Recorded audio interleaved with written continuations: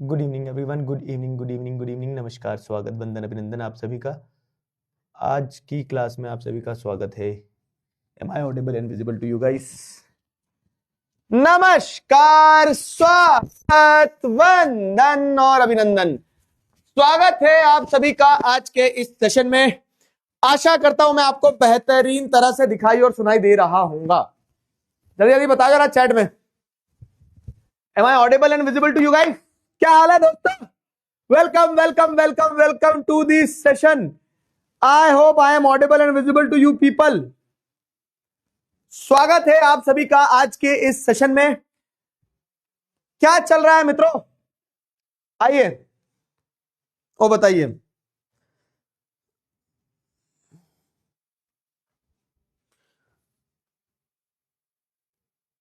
हाँ जी, तो देखो कहानी कुछ ऐसी है कि आज हमारे पास में सिविक्स का भी आखिरी चैप्टर है। चैप्टर का नाम है आउटकम्स ऑफ डेमोक्रेसी। मजेदार चैप्टर है। अच्छा, आउटकम्स ऑफ डेमोक्रेसी चैप्टर पे जाएं उसके पहले एक एग्जांपल देता हूं, एक कहानी सुनाता हूं तुम्हें। ऑडियो वीडियो क्लियर है?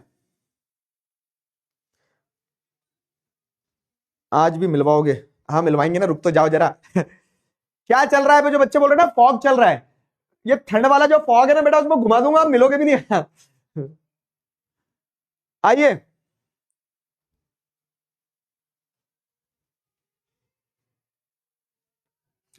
Outcomes of democracy. Outcomes of democracy basically जो आप क्लास 9th और 10th से पूरा डेमोक्रेसी डेमोक्रेसी पढ़ते आए हो ना, उसी से जुड़ा हुआ पार्ट है। ठीक है, कैसे जुड़ा हुआ पार्ट है कि आपने जो डेमोक्रेसी जो सिविक्स की बुक पढ़ी 9th और 10th में, तो सारा पढ़ने के बाद में क्या समझ में आया, उसी चीज के अराउंड क्या है, उसी चीज के अराउंड ये चैप्टर है, उसी चीज के अराउंड ये चैप्टर है, जिसमें आपको ये बताया गया है कि डेमोक्रेसी आपको क्या देती है। डेमोक्रेसी आपको क्या देती है से मेरा तात्पर्य है कि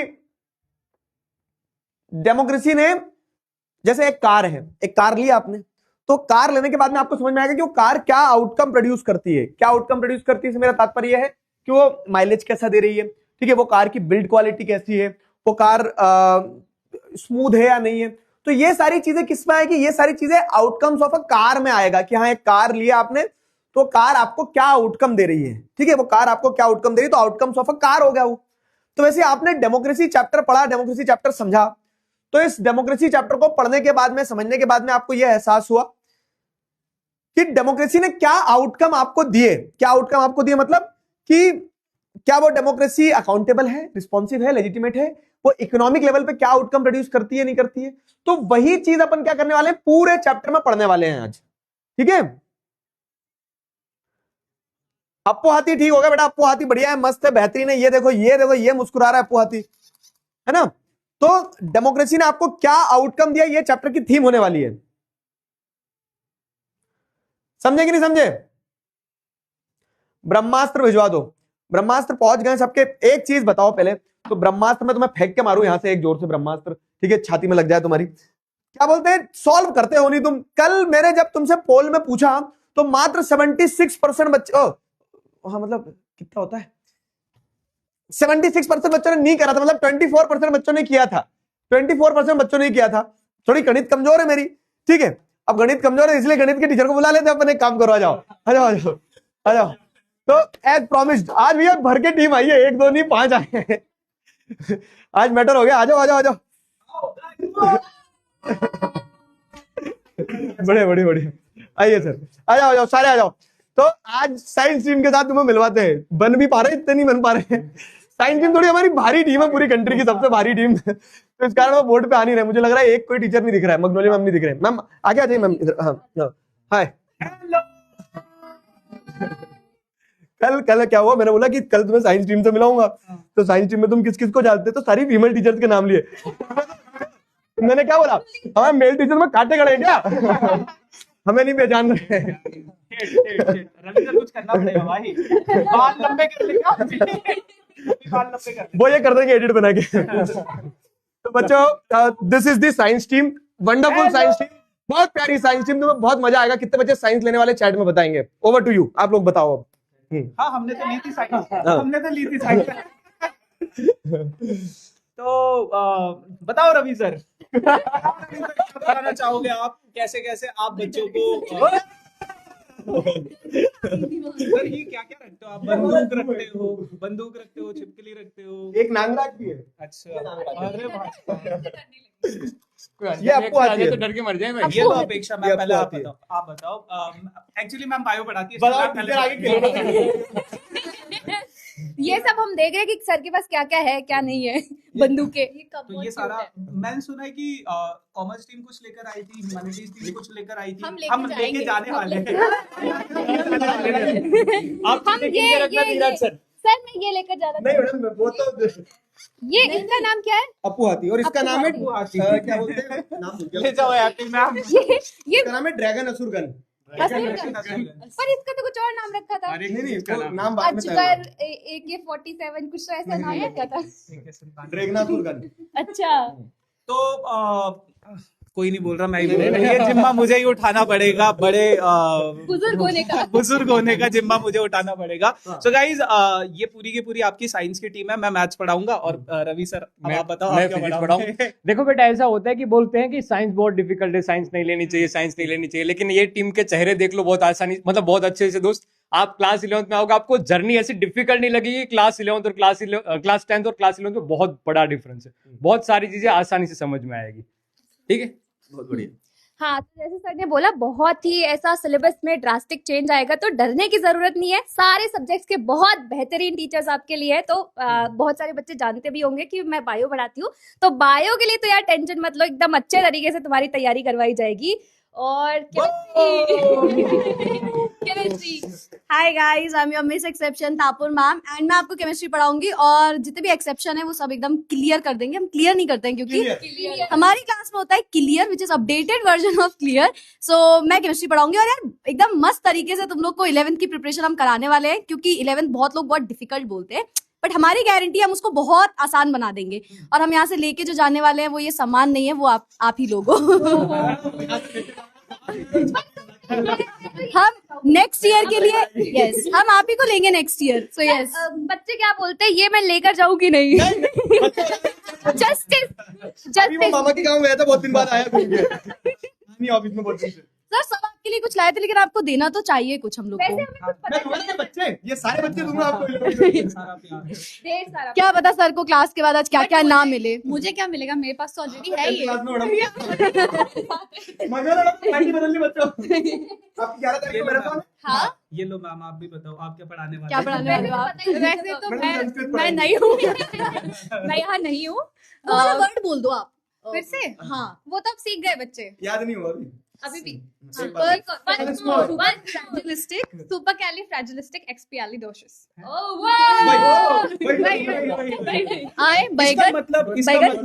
इसका मतलब होता है नेक्स्ट ईयर हम लोग तुम्हें पढ़ाने वाले हैं। सो दिस इज द तो हाँ, मैं वैसे दिगराज सर के लिए एक सवाल लेकर आया हूँ, है ना? मैथ्स को दे दूं क्या? मैथ में तो सर चैंपियन है भाई। कहाँ है पेन वेन, है क्या कहीं पे? तो पता नहीं, नए टीचर ही नहीं आ पाते। बाप रे, ये तो धोती खोल रहा है। तो जैसे मतलब एक बहुत सिंपल सा सवाल होता है।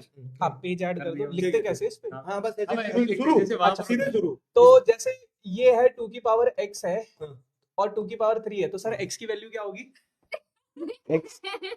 x की वैल्यू क्या होगी? हाँ। x की वैल्यू होगी 3। x की वैल्यू होगी 3। अब अगर इस हिसाब से जैसे 1 की पावर 1 है ना? 1 की पावर 1 क्या होता है? 1 होता है। हाँ। और 1 की पावर 0 क्या होता है? वो भी 1 होता है। हाँ। तो इस हिसाब से दोनों के दोनों 1 के बराबर हो गए। हाँ। तो इसका मतलब क्या? 1 की पावर 1 और 1 की पावर 0 बराबर हुए। हाँ। क्योंकि दोनों 1 हाँ, के बराबर। हाँ, हाँ। तो इस हिसाब से तो 1 और 0 बराबर हो गए ना? 1 और 0 अब बराबर। बताओ गलती कहाँ पे? गाइस, गलती मैथ्स में है, इसीलिए मैं सोचल बड़ा हूँ। 1 और 0 बराबर हो सकते हैं क्या? आओ सर, आप आओ। बहुत बेहतरीन टीम है, बहुत बेहतरीन टीम है, ये आपको बहुत अच्छे से पढ़ाएगी। देखो, हाँ, तो इसका जो लॉजिक है ना, मतलब जो इसका रीजन है, मतलब हम बचपन में पढ़ते भी है, बट इसका रीजन मैं तुम्हें 11th ग्रेड में बताऊंगा। वेब सीरीज में क्लिप हैंगर देते ना, वैसा क्लिप हैंगर देके जा रहे हैं sir. See you in class 11th। और अगर जिस बच्चे को रीजन पता होगा तो फिर पढ़ के आना 11th में बताना। ठीक है, वो भी रीजन भी 11th में बताना। देख के 10th वाले बच्चे वो बता ना रहे हो, शुभित सर ने ना बता दिया होगा। नहीं बता रहे करते भाई, वो इसमें लॉग लगेगा। इसमें वही लॉग लगेगा, वही लॉग लगेगा। तो आ जाओ भैया, एक टीम सेल्फी हो जाए। आ जाओ, ये भैया साइंस टीम, सब दिख रहे हैं? Yes yes yes.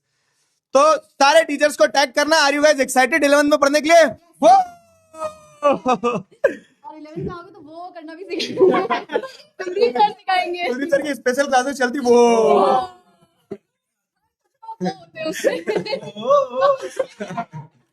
चलो सर, आप पढ़ाओ। ठीक है, ठीक थैंक है। You so much. चलो। बच्चों, अब हम मिलेंगे सीधा क्लास 11th में 11 तारीख को इंग्लिश की मैराथन है, तो मगनू मैम आपको वहां मिलने वाली है शार्प। ठीक है, ठीक है। Bye bye bye Magnu, bye. बताओ, मेरी बंदूक ले जा रहे। अगर कल को तुम्हें ये ड्रैगन असुर और अप्पू हाथी ना मिले, अभी आपको हमारी स्टोरी में मिलेगा। तो बच्चों समझ लेना कि लूटपाट मच गई है। ये मुझे मेरे स्टूडेंट्स ने दिया था बहुत पहले। ये भी सब मुझे स्टूडेंट्स ने दिए। चलो भाई, bye bye bye bye bye. तो मजा आया? कैसी लगी तुम्हें साइंस टीम? बहुत अच्छी। इस क्वेश्चन का आंसर देना है अपने को 11th में मैथ लेने के बाद, ठीक है? तो आ जाओ। तो देखा बच्चों, तुमने देखा कि बड़े प्यारे प्यारे लोग हैं नेक्स्ट टॉपर्स में। हमारे नेक्स्ट टॉपर्स के साथ पता है एक विशेष चीज क्या है? जैसे हम है ना, आपको 10th में पढ़ा रहे हैं, ठीक वैसे आपको 11th में टीचर मिलेंगे, ठीक वैसे ही आपको हर वो व्यक्ति मिलेगा जो नेक्स्ट टॉपर्स के साथ जुड़ा है। क्यों? क्योंकि ऑब्जेक्टिव ही एक रहता है। क्या ऑब्जेक्टिव एक रहता है? कि वो भाव के साथ, उस फीलिंग के साथ पढ़ाया जाए, और सारे टीचर्स वैसे ही पढ़ाते हैं, ठीक है?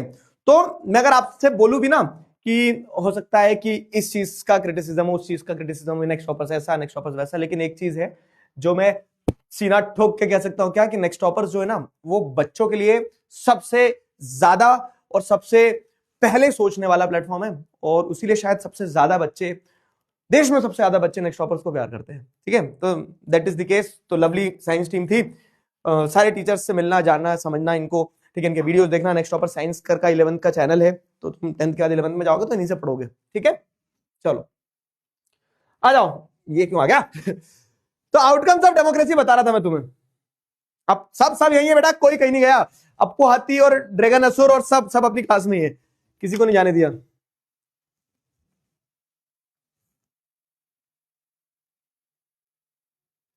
चलो, नहीं गन सारी वापस ले दी। अप्पू हाथी अपने पास ही है, दंगे हो जाते हैं। अप्पू हाथी चले जाता तो ठीक है, बायोलॉजी क्लास में घुस जाते अपन। तुम चिंता क्यों कर रहे हो? ऐसे किसी को नहीं ले जाने देंगे, ठीक है?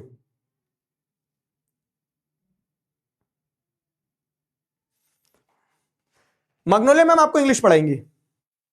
नहीं बाबू, अप्पू हाथी यही है, अपना अप्पू हाथी सुरक्षित है, यही है, ठीक है? सर मैं आपसे मूव ऑन नहीं कर पा रहा हूं। अबे पढ़ ले, मूव ऑन नहीं कर पा रहा, पढ़ ले चुपचाप।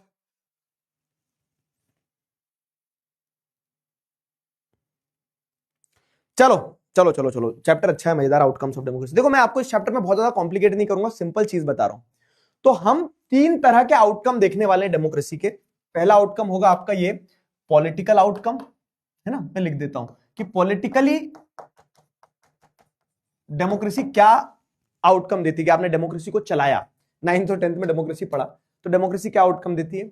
दूसरा अगर आप जैसे देखेंगे तो, अरे ये वाली स्लाइड कुछ तो गड़बड़ हुआ, नहीं सही, पॉलिटिकल आउटकम हो गया। दूसरा अपन पढ़ेंगे क्या, तो ये पॉलिटिकल आउटकम है, बता दे लेजिटिमेट, अकाउंटेबल और रिस्पॉन्सिव। ये कुछ तो गड़बड़ हुआ है, आगे पीछे खिसक गए पेज शायद। हाँ, पॉलिटिकल आउटकम पहला हो गया, ये भी पॉलिटिकल आउटकम की चीज है, ठीक है? फिर क्या है, फिर उसके बाद में हम इकोनॉमिक आउटकम देखेंगे। ये 2 टॉपिक इकोनॉमिक आउटकम के हैं, अभी मैं समझा रहा हूं। फिर उसके बाद में अपन क्या देखेंगे, सोशल आउटकम, सोशल आउटकम देखेंगे, ठीक है? ये क्या चीज है, सोशल, पॉलिटिकल, इकोनॉमिक आउटकम। तो समझना कि आप ये देख रहे हो, जैसे आपने गाड़ी ली थी, तो गाड़ी चलाने के बाद में गाड़ी, आप देखते हो कि गाड़ी लुक्स में कैसा, क्या आउटकम दे रही है। लुक्स में गाड़ी बहुत सेक्सी लगती है, बहुत अच्छी गाड़ी है, ठीक है? हाइट भी बहुत अच्छी है उसकी, और उसका रोड प्रेजेंस भी बहुत अच्छा है, उसके अंदर सीटिंग भी बहुत अच्छी है, तो ये लुक्स का आउटकम हो गया।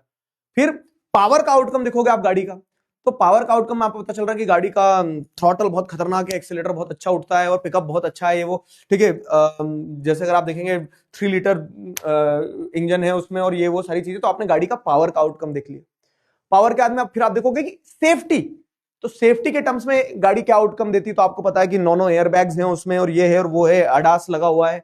तो ये आपने क्या देख लिया कि गाड़ी सेफ्टी के मामले में क्या आउटकम दे रही है आपको, ठीक है। तो वैसे ही democracy is a form of government, तो वो डेमोक्रेसी पॉलिटिकली आपको क्या आउटकम प्रोड्यूस करके दे रही है, वो डेमोक्रेसी सोशली आपको क्या आउटकम प्रोड्यूस करके दे रही है, समाज में क्या आउटकम निकल के आ रहा है डेमोक्रेसी का, वो डेमोक्रेसी से इकोनॉमी में, मतलब आपकी अर्थव्यवस्था में क्या आउटकम निकल के आ रहा है। तो ये केस है, ये केस आपको समझना है कि डेमोक्रेसी अलग अलग मायने में क्या आउटकम प्रोड्यूस करके देती है, ठीक है। डेमोक्रेसी अलग अलग मायने में क्या आउटकम प्रोड्यूस करके देती है, समझ में आया?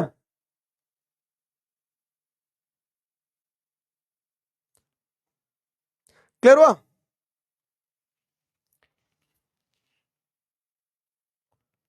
क्लियर हुआ? तो ये क्या रहता है, ये आउटकम्स ऑफ डेमोक्रेसी है।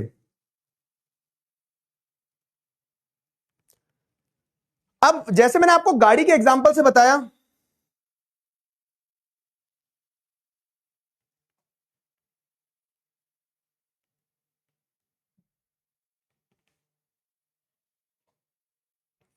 ठीक है,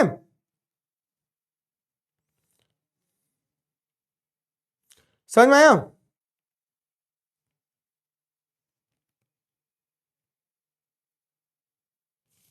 बताओ जल्दी।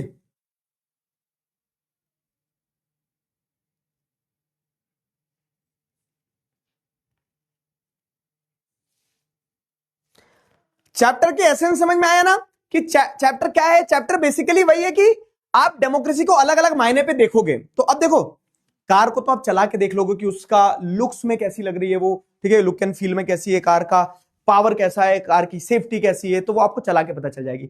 डेमोक्रेसी को आप कैसे पता करोगे? और एक कार को अगर आप समझना चाह रहे हो कि वो क्या आउटकम प्रोड्यूस करी, तो आप उसको दूसरी कार से कंपेयर भी करोगे। तो वैसे ही अगर आप डेमोक्रेसी की बात करेंगे तो how do we assess democracy outcome, क्या आप डेमोक्रेसी के आउटकम को का असेसमेंट कैसे लगाओगे, आपको पता कैसे चलेगा कि डेमोक्रेसी क्या आउटकम प्रोड्यूस कर रही है। तो how do you assess democracy outcome, democracy के आउटकम को आप कैसे एसेस करते हैं?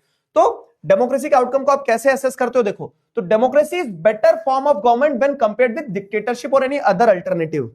मैं अच्छा हूं या नहीं हूं, ये आपको कैसे पता लगेगा? जैसे एक एग्जांपल के तौर पर मैं बताता हूं कि मैं अच्छा हूं या नहीं हूं, ये आपको कैसे पता लगेगा? जब आप मुझे किसी दूसरे व्यक्ति के साथ कंपेयर करोगे, है ना, कंपैरिजन से आपको समझ में आएगा कि यार इसके अंदर ये कैरेक्टरिस्टिक्स है, इसके अंदर ये कैरेक्टरिस्टिक्स है, ये बेहतर है, ये उससे बेहतर है, या फिर ये अच्छा है, ये उससे अच्छा है, ये खराब है और ये बहुत अच्छा है। वो कब पता चलेगा? जब आप कंपेयर करोगे। दिन को समझना है तो रात समझना पड़ेगी ना आपको दिन का उजाला तब समझ में आएगा ना जब आपको रात के अंधेरे का अनुभव होगा। वैसे ही क्या होता है कि जब आप डेमोक्रेसी को अगर एसेस कर रहे हो तो आपको देखना होगा कि जो डेमोक्रेसी के पैरेलल दूसरे ऑब्जेक्ट अल्टरनेटिव्स हैं, जैसे डिक्टेटरशिप है, मोनार्की है, तो आप उनको जब कंपेयर करोगे डेमोक्रेसी के साथ तो आपको पता चलेगा democracy is a better form of government. अब सुनो मेरी बात, सारे बच्चे कान खोलकर सुन लो मेरी बात। आज निशाना नहीं लगाया ना अपन ने, भी निशाना लगाएंगे, पहले मेरी बात सुनो, ठीक है? क्या आपको ऐसे पता लगेगा क्या कि कौन सी फॉर्म ऑफ गवर्नमेंट बेटर है, या फिर ऐसा क्वेश्चन आएगा कि how democracy is a better form of government when compared with the other form of government. Democracy दूसरे फॉर्म ऑफ गवर्नमेंट से बेटर क्यों है, डेमोक्रेसी डिक्टेटरशिप से बेटर क्यों है। किसी भी तरह से जब सवाल पूछा जाएगा तो आपको ये 5 पॉइंटर्स ध्यान रखना, ये एग्जाम में सीधे सीधे आते हैं कि कैसे democracy is better form of government. तो देखो, डेमोक्रेसी क्या करती है? Allows equality among citizen. Dictatorship में इक्वालिटी नहीं होगी। हिटलर ने मरवा दिया था नाजी को, ज्यूस को। हिटलर ने नाजी हिटलर ने ज्यूस को गोलियां मरवा दी थी, ठीक है? क्यों? क्योंकि वो सबको इक्वल ट्रीट नहीं करता था। लेकिन डेमोक्रेसी में ऑल आर इक्वल। डेमोक्रेसी में क्या है? It allows equality among citizens. ये डेमोक्रेसी का एडवांटेज है। It enhances the dignity of individuals. Democracy जो है इंडिविजुअल्स की डिग्निटी को एनहांस करती है। डेमोक्रेसी है तो सारे इंडिविजुअल्स को क्या माना जाता है? इक्वल माना जाता है, बराबर माना जाता है, समान माना जाता है। तो it enhances the dignity of individual. Fine. तो डिग्निटी ऑफ इंडिविजुअल कि सारे इंडिविजुअल्स की इज्जत की जाती है डेमोक्रेसी में। ऐसा नहीं अमीर गरीब छोटा बड़ा, सबको, सबके लिए न्याय सही रहेगा, सबके इक्वालिटी, सबके लिए डिग्निटी सोची जाएगी। It improves the quality of decision making. Democracy में क्या होता है ना, कोई भी निर्णय ऐसे नहीं लिया जाता कि फटाक से ले लेते हैं। जैसे हिटलर का मन हुआ कि कर दो हमला पोलैंड के ऊपर, तो कर दिया हमला। लेकिन डेमोक्रेसी में ऐसा नहीं है। डेमोक्रेसी में आपको क्या देखने को मिलता है कि डिसीजन मेकिंग जो है तो बहुत प्रॉपर तरीके से होती है। कैसे बहुत प्रॉपर तरीके से होती है डेमोक्रेसी में डिसीजन मेकिंग? कि डेमोक्रेसी में ये इंश्योर किया जाता है, क्या इंश्योर किया जाता है कि कोई भी निर्णय लिया जा रहा है तो पहले 4 लोगों से डिस्कस किया जाए, बात की जाए, और फिर डेमोक्रेसी में निर्णय लिया जाता है। तो डेमोक्रेसी में क्या होता है? It improves the quality of decision making. Democracy में चौथा एडवांटेज क्या है? कि it provides a method to resolve conflicts. ठीक है, डेमोक्रेसी जो है तो डेमोक्रेसी क्या करती है? आपको मेथड्स देती है टू रिजॉल्व कॉन्फ्लिक्ट। कि अगर मान लो 2 ग्रुप में, जैसे हिंदू मुस्लिम में अगर झगड़े भी हो गए ना, लड़ाइयां भी हो गई, तो डेमोक्रेसी में ऐसा नहीं है कि हिंदूज का साइड ले लो या मुस्लिम्स का साइड ले लो, वो कॉन्फ्लिक्ट्स को रिजॉल्व करने का मौका मिलता है। नॉन डेमोक्रेटिक गवर्नमेंट्स में नहीं मिलेगा। It allows room to correct mistake. और अगर आपको ऐसा लग रहा है कि आपने गलत सरकार चुन ली है, तो डेमोक्रेसी में आपके पास मौका है क्या कि आप उस सरकार को बदल दो। ठीक है, नॉर्थ कोरिया में मौका नहीं है। नॉर्थ कोरिया में किम जोंग उन बैठ गया तो बैठ गया, अब वो आप पसंद करो ना पसंद करो, जो है वो वही है। ठीक है, तो it allows room to correct mistake. Democracy आपको मौका देता है कि आप अपने लीडर्स बदल सको, आप अपनी गवर्नमेंट बदल सको। तो इन्हीं सारे कारणों से हमें क्या देखने को मिलता है कि democracy is better then non democratic government. समझ में आया? बताओ जल्दी जल्दी बताओ, क्लियर हुआ? और ये क्वेश्चन बनता भी कि why democracy is better then any other alternative. जो दूसरा अल्टरनेटिव्स है उनसे डेमोक्रेसी बेटर कैसे है?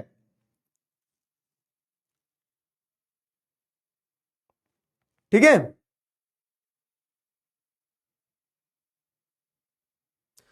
कहीं आप ही तो हिटलर नहीं सर इतनी सारी गन रख के रखी है।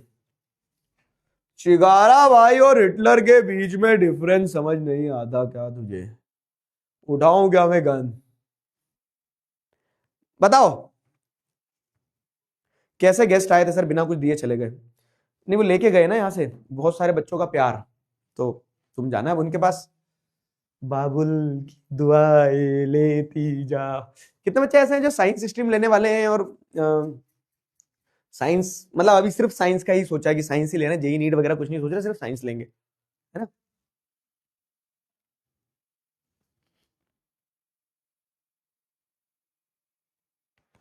चलो ठीक है, अब देखो क्या है। तो डेमोक्रेसी में ये बड़ी बड़ी बातें हैं कि इक्वालिटी है, डिग्निटी है, rooms to correct our own mistake, democracy में क्वालिटी ऑफ डिसीजन मेकिंग है। So all these are good in principles. ये सुनने में बहुत अच्छे हैं। जैसे डेमोक्रेसी में क्या है, ये लिखा है कि democracy allows equality among citizens. सारे सिटीजन जो है डेमोक्रेसी में इक्वल होते हैं। ठीक है, सारे सिटीजन डेमोक्रेसी में इक्वल होते हैं। तो democracy allows equality among citizen, तो ये इक्वालिटी की बात हो गई। ठीक है, it is good in principal, तो सही बात है कि हाँ डेमोक्रेसी क्या है, इक्वालिटी देती है, सुनने में बहुत अच्छा है। But felt to be not so good in practice. लेकिन जब प्रैक्टिस की बारी आती है, प्रैक्टिस की बारी मतलब कि जब ग्राउंड रियलिटी देखने की बारी आती है ना, तो ग्राउंड रियलिटी क्या होती है कि डेमोक्रेसी में इक्वालिटी नहीं है। ठीक है, ये लाइन समझ में आई कि it is good in principles. तो सारी चीजें जो डेमोक्रेसी के बारे में बड़ाई की गई नहीं, वाह वाह वाह, तो सुनने में अच्छा है। लेकिन ग्राउंड रियलिटी में क्या है? ग्राउंड रियलिटी में आपको देखने को मिलता है कि there are inequalities in democracy, there are instances जहां पे लोगों की डिग्निटी हर्ट होती है ना? तो it is good in principle but felt to be not so good in practice. लेकिन प्रैक्टिस में डेमोक्रेसी उतनी अच्छी नहीं है, not so good in practice. इसीलिए आपको क्या देखने को मिलता है? इसीलिए आपको देखने को मिलता है कि, और ऐसा क्यों है, रियलिटी क्यों है? तो रियलिटी ये है कि आपको देखने को मिलता है कि डेमोक्रेसी में चैलेंजेस है, डेमोक्रेसी में कमियां हैं, और हम क्या एक्सपेक्ट करते हैं ना कि हमारी सारी समस्याएं डेमोक्रेसी खत्म कर देगी। जैसे कि एक एग्जांपल देता हूं मैं, हम क्या सोचते हैं ना कि हमने सरकार चुन ली तो अब सरकार की जिम्मेदारी कि सरकार सारे देश के मुद्दे सुलझा दे। नहीं, सरकार तो काम करेगी, लेकिन सरकार के साथ साथ लोगों को भी अपना माइंडसेट, लोगों को भी अपना एटीट्यूड, लोगों को भी अपना मेहनत। सरकार बन गई है, लेकिन अगर देश में लोग ही एक्साइटेड नहीं है, इंडस्ट्रीज नहीं लाएंगे, एम्प्लॉयमेंट नहीं आएगा, तो सरकार क्या कर लेगी? आराम समझ में? तो सरकार क्या होती है? सरकार सिर्फ एक माध्यम होती है। उस माध्यम में सबको निमित्त बनना पड़ता है, मतलब उस मीडियम में सबको अपना अपना कंट्रीब्यूशन देना पड़ता है। समझ रहे हो मेरी बात? तो वही चीज आपको समझना है कि democracy is good in principles but not so good in practice, क्योंकि there are many challenges, reality is far from the expectations. Fine, हम क्या मानते हैं? हम डेमोक्रेसी से एक्सपेक्ट करते हैं, our perception and expectations are this, कि हम डेमोक्रेसी से ये सोचते हैं कि हमारी जितनी भी समस्याएं है ना, हमारी जितनी भी सोशो इकोनॉमिक प्रॉब्लम्स है, वो सब डेमोक्रेसी में खत्म हो जाएगी। करप्शन है तो डेमोक्रेसी में नहीं होना चाहिए, पॉवर्टी है तो डेमोक्रेसी में नहीं होना चाहिए, लेकिन हमें समझना होगा कि democracy is just a form of government, citizens have to take the best out of it. अब जैसे कि एग्जांपल देता हूं मैं तुम्हें, डेमोक्रेसी जापान में भी है, डेमोक्रेसी इंडिया में भी है। जापान में साफ सफाई है, जापान में आप जैसे देखोगे तो लोग मेहनत करते हैं, मेहनतकश लोग होते हैं, ईमानदारी से अपना काम करते हैं, शिक्षा पे फोकस करते हैं वो। उसके बाद में फिर क्या होता है, जब वो इंडस्ट्रीज वगैरह भी है, तो जापान में लोग इंडस्ट्री में जो काम करते हैं, एक वर्कर भी ये सोचता है कि इंडस्ट्री के लिए काम नहीं कर रहा, वो देश के लिए काम कर रहा है। ठीक है, जापान में भी डेमोक्रेसी है, इंडिया में डेमोक्रेसी है। और इंडिया में डेमोक्रेसी में क्या है कि जरा कुछ हुआ कि हड़ताल पे बैठ जाते हैं। ठीक है, जापान में हड़तालें होती है, स्ट्राइक्स होती हैं, तो वो काली रिबन हाथ में बांध लेते हैं और ज्यादा काम करते हैं, ये दर्शाते हुए कि हम खुश नहीं है, लेकिन देखो हम काम बंद नहीं कर रहे, लेकिन हम ये बोल रहे हैं कि हम खुश नहीं है। लेकिन आपको क्या देखने को मिलता है, लेकिन आपको देखने को मिलता है कि इंडिया में क्या, लोग उठा और चलो आज स्ट्राइक, बढ़िया, कंपनी में नहीं जाना पड़ेगा, काम पे नहीं जाना पड़ेगा। तो वहां भी डेमोक्रेसी, यहां भी डेमोक्रेसी, लेकिन यहाँ के लोगों का माइंडसेट अलग है, वहां के लोगों का माइंडसेट अलग है। तो जो मैं आपसे कह रहा हूं ना कि हम डेमोक्रेसी से एक्सपेक्ट क्या करते हैं, तो ये जो मैंने लाइन बताई कि democracy is good in principles but not so good in practice. क्यों? क्योंकि reality is very different. Democracy में हमारा जो डेमोक्रेसी को लेके परसेप्शन है और जो एक्सपेक्टेशंस है हमारी डेमोक्रेसी को लेके, ठीक है, कि हम डेमोक्रेसी से बहुत कुछ एक्सपेक्ट करते हैं ना, कि ये भी हो जाए डेमोक्रेसी में, वो भी हो जाए डेमोक्रेसी में, ये सब हो जाए। तो हमारी जो एक्सपेक्टेशंस है, उस एक्सपेक्टेशंस में हम चाहते जरूर है कि डेमोक्रेसी हमारी सारी प्रॉब्लम सॉल्व कर दे, पर डेमोक्रेसी कोई जादू की छड़ी नहीं है जो घुमाई और हमारी प्रॉब्लम सॉल्व कर दे। Democracy is just a form of government. वो सिर्फ एक एनवायरमेंट देगी। जैसे बैच में आ जाने से, सुन रहे हो मेरी बात, एक बैच में एनरोल करने से अगर तुम ये सोच रहे हो कि तुम टॉप कर जाओगे, तो हम वहां सिर्फ पढ़ाएंगे, आपको पढ़ना तो खुद पड़ेगा ना। वैसे ही डेमोक्रेसी सिर्फ आपको एक एनवायरमेंट देगी। Democracy is just a form of government. Citizens have to take the best out of it. जो जनता है ना, उस जनता को, सिटीजंस को उसमें से बेस्ट निकालना पड़ेगा। आपको दिमाग लगाना पड़ेगा कि कैसे यू कैन ग्रो, कैसे यू कैन कंट्रीब्यूट, वो वाली चीज है। ठीक है, क्या यहां तक समझ में आया? जल्दी बताओ, समझ में आया? तो ये था कि how do we assess democracy is outcome. तो डेमोक्रेसी इज नॉट दी जादू की छड़ी।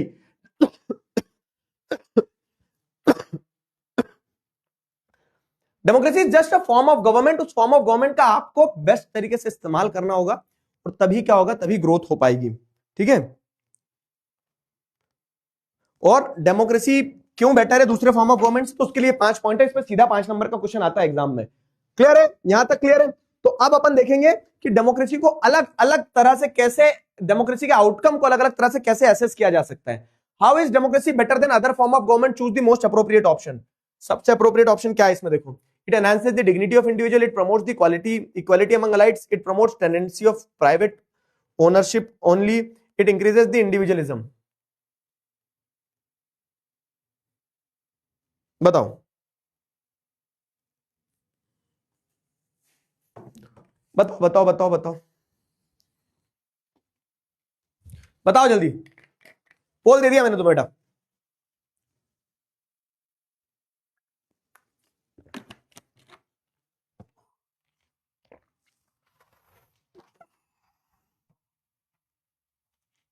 ठीक है,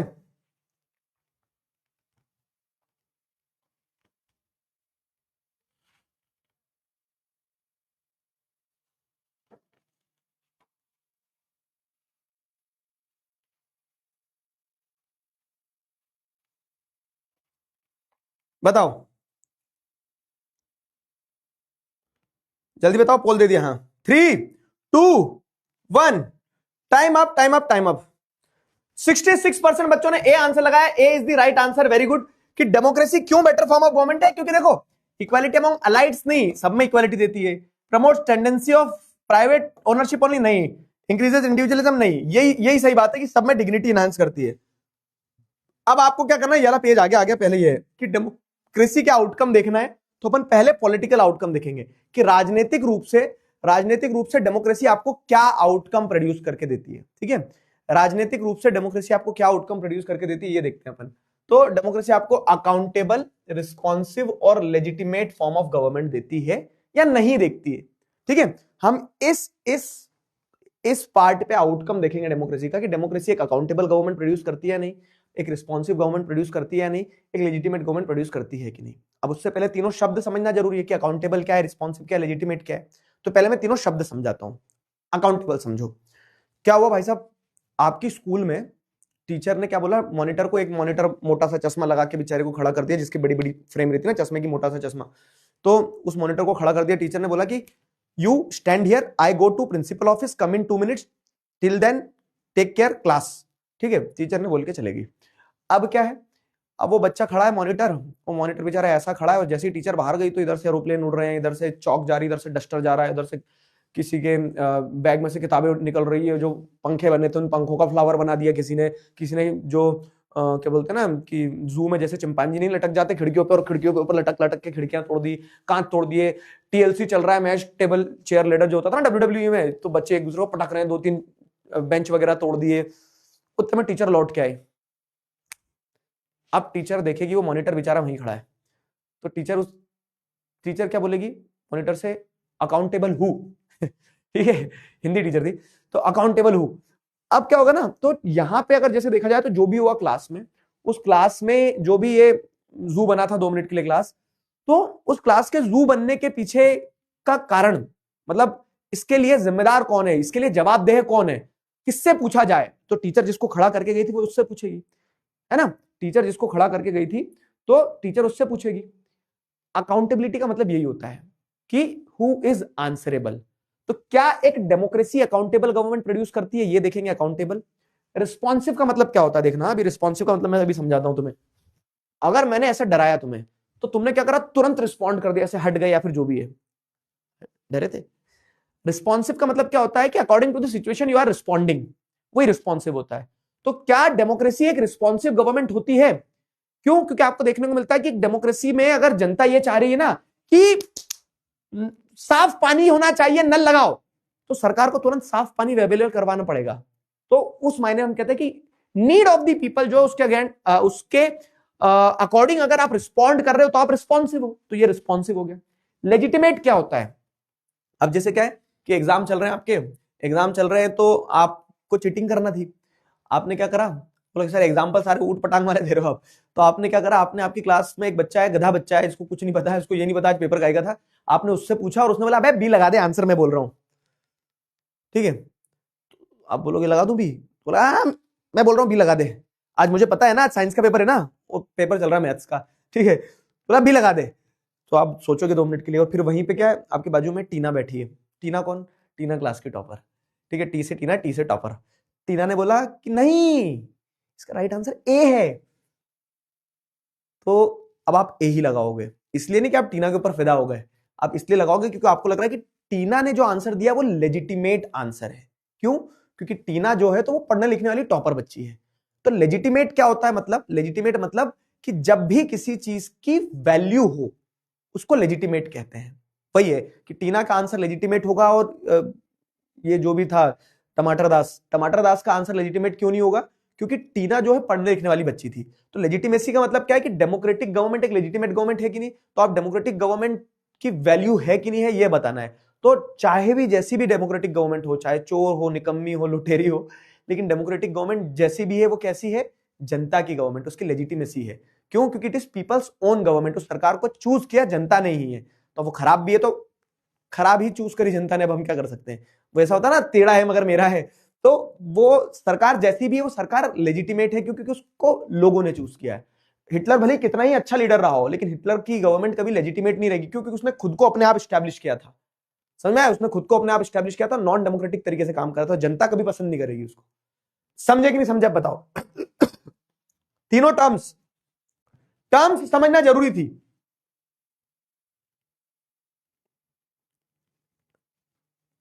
बताओ। लेजिटिमेट का मतलब ट्रस्टफुल बोल सकते हो, यस यस यस, टमाटर दास। ठीक है, लेजिटिमेट का मतलब ट्रस्टफुल बोल सकते हो।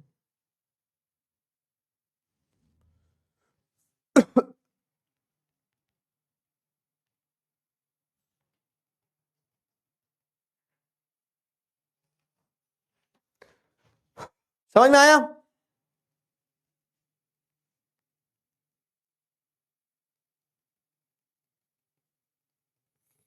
बताओ जल्दी।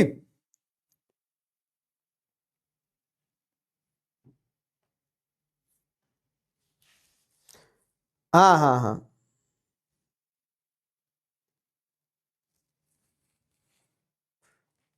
चलो, लेजिटिमेट मतलब टीना होता है सर। अब कर दिया ना सब गुड़ गोबर इतना अच्छे से समझा, उन्होंने बोल दिया लेजिटिमेट मतलब टीना होता है बस।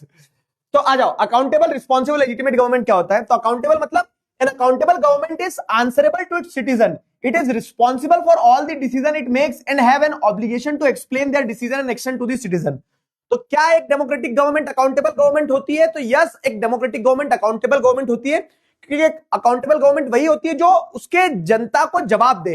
हिटलर कभी जवाब नहीं देगा, हिटलर बोलेगा मेरे मन को भाया, मैंने कुत्ता काट के खाया, ठीक है।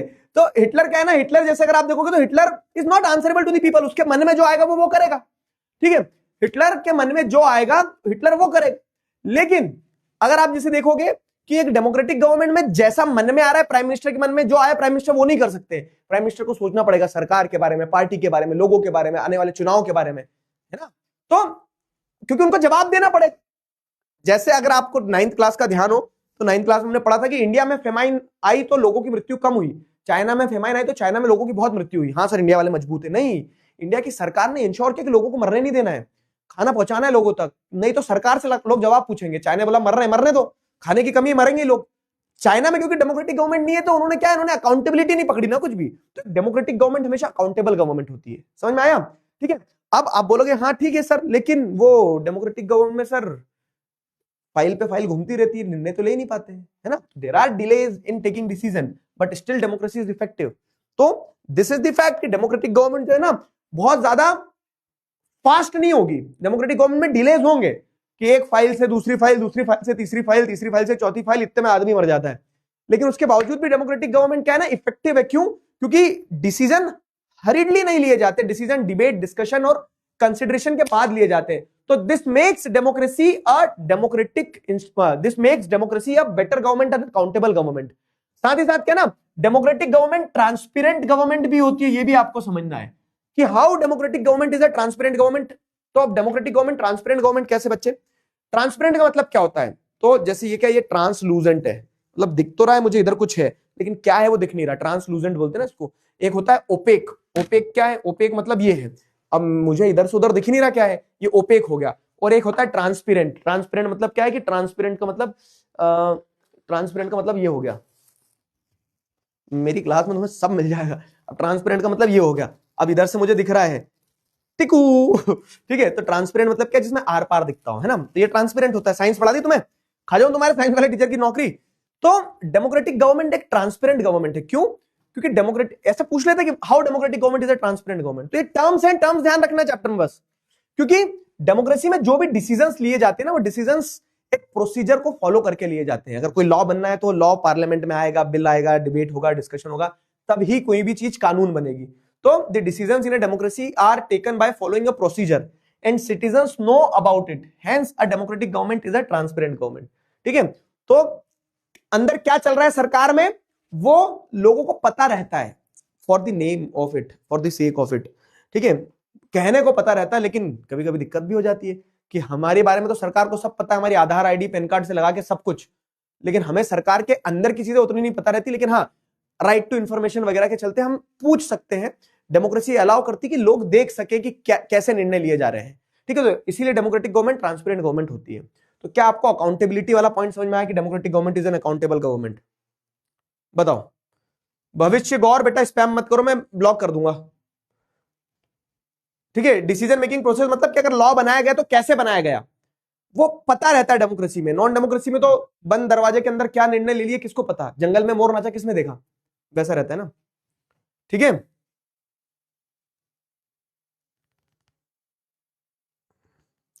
चलो अब अगर हम बात करें दूसरे पॉइंट की, तो democratic government is a responsive government.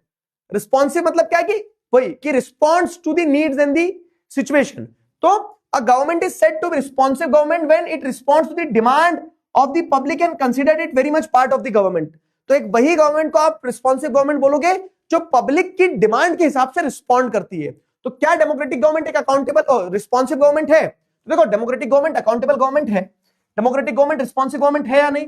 तो हमने दो जगह पर रिस्पॉन्सेस देखे हैं डेमोक्रेटिक गवर्नमेंट के, कि democratic government do not have very good record when it comes to sharing information with citizens and there are instances of corruption.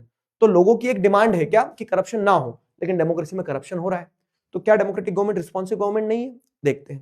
Democratic government में क्या होता है ना कि लोगों की एक डिमांड रहती है क्या कि information should be shared with the people, लेकिन at times there are instances जहां पे लोगों तक इंफॉर्मेशन नहीं पहुंचाई जाती है। तो क्या डेमोक्रेटिक गवर्नमेंट रिस्पॉन्सिव नहीं है? तो अब आपको यहां पे समझना होगा टू अ लार्ज एक्सटेंड अगर आप देखोगे तो डेमोक्रेसी लोगों के, जैसे चुनाव में अगर लोग चाह रहे हैं कि भैया इस बार तो महंगाई कम होना चाहिए, पेट्रोल के दाम कम होना चाहिए, तो सरकार ये काम करेगी कि पेट्रोल के दाम कम करे, ठीक है? तो वो it responds to the need and the wishes of the people, तो रिस्पॉन्सिव तो होती है डेमोक्रेटिक गवर्नमेंट, ठीक है? साथ ही साथ क्या होता है, आप देखोगे कि डेमोक्रेटिक गवर्नमेंट में कुछ चैलेंजेस है कि करप्शन है, democratic government is not very good when it comes to sharing information जब शेयर करने की बात आती है तो डेमोक्रेसी में कमियां हैं, लेकिन यही कमियां तो नॉन डेमोक्रेटिक गवर्नमेंट में भी है। अगर जैसे आप बोलोगे कि हमारा बच्चा जो है तो हमारा बच्चा पढ़ता नहीं है, हमारा बच्चा जो है तो मस्ती बहुत करता है लेकिन हमारी रिस्पेक्ट करता है, ठीक है, और सारे बच्चे मस्ती करते, सारे बच्चे पढ़ते नहीं है, तो एटलीस्ट तुम्हारा बच्चा तुम्हारी रिस्पेक्ट तो कर रहा है। तो वैसे ही डेमोक्रेसी में एटलीस्ट गवर्नमेंट रिस्पॉन्ड तो करती है तुम्हारी नीड्स के हिसाब से, भले ही उसमें करप्शन हो, भले ही उसमें भले ही डेमोक्रेटिक गवर्नमेंट उतने ज्यादा इंफॉर्मेशन आपके साथ शेयर ना कर रहा हो। क्यों? क्योंकि यही चीज आपको नॉन डेमोक्रेटिक में भी देखने को मिलेगी। तो इट्स बेटर कि हम डेमोक्रेटिक गवर्नमेंट ही चूज करें, एटलीस्ट वो रिस्पॉन्सिव तो है, समझे? एटलीस्ट वो रिस्पॉन्सिव तो है। अब अकाउंटेबल और रिस्पॉन्सिव हो गया, तो अब तीसरा वर्ड है लेजिटिमेट, ठीक है? तीसरा वर्ड है आपका लेजिटिमेट। लेजिटिमेट, एक डेमोक्रेटिक गवर्नमेंट लेजिटिमेट गवर्नमेंट है या नहीं है? और अगर एक डेमोक्रेटिक गवर्नमेंट लेजिटिमेट है तो कैसे है? तो अब उसका आंसर क्या है कि डेमोक्रेटिक गवर्नमेंट हो सकता है कि स्लो हो, उतना फास्ट डिसीजन ना ले, हो सकता है लेस एफिशिएंट हो सकता है करप्ट हो, है ना? ये सारी चीजें आपको पता है कि डेमोक्रेसी में हो सकती है, लेकिन but it is people's own government. मतलब ऐसा ना कि ये तेरा है मगर मेरा है, तो वही है कि कितना ही मूर्ख बच्चा क्यों ना हो, जिनका बच्चा उनको तो प्यारे ही लगेगा ना, जिनका बच्चा उनको तो प्यारे लगेगा कि आजा मेरे मूर्ख बेटे पप्पू। तो क्या हो रहा है कि वही वाला केस है कि डेमोक्रेटिक गवर्नमेंट भले ही स्लो हो, लेस एफिशिएंट हो, करप्ट हो, लेकिन डेमोक्रेसी के साथ एक अच्छी चीज क्या है कि democracy is a legitimate government, it is people's own government. वो जैसी भी है उसको जनता ने ही चूज किया है, तो उसके पीछे सपोर्ट है, जनता का सपोर्ट है। तो डेमोक्रेटिक गवर्नमेंट एक लेजिटिमेट गवर्नमेंट है, ठीक है? It is the government which people wished to be ruled by representatives elected by them, so a democratic government is legitimate government। समझ में आई मेरी बात? तो तीनों पैरामीटर्स अगर हम देखें तो डेमोक्रेसी क्या पॉलिटिकल आउटकम प्रोड्यूस करती है, तो डेमोक्रेसी ये पॉलिटिकल आउटकम प्रोड्यूस करती है कि डेमोक्रेसी एक अकाउंटेबल गवर्नमेंट भी, एक रिस्पॉन्सिव गवर्नमेंट भी, एक लेजिटिमेट गवर्नमेंट भी है। तो अगर आप डेमोक्रेसी का स्टेटस देखोगे अराउंड द वर्ल्ड, तो people prefer dictatorship, people prefer democracy over dictatorship everywhere in the world accept Pakistan. Pakistan तो हम सीरियस लेते नहीं है, ठीक है? तो पाकिस्तान को छोड़ के बाकी पूरे एरियाज में अगर आप देखोगे तो इंडिया में, जैसे साउथ एशिया में अगर आप देखो तो इंडिया में 62% लोग बोलते हैं क्या कि डेमोक्रेसी होना चाहिए, ठीक है? और नहीं ऐसा नहीं, रुक जाओ, इसका ऐसा था। जैसे अलग अलग कंट्रीज में देखोगे आप तो डेमोक्रेसी इज प्रेफरेबल। बांग्लादेश में 69% लोग बोलते हैं, इंडिया में 70% लोग, नेपाल में 62% लोग बोलते हैं, श्रीलंका में 71% लोग बोलते हैं।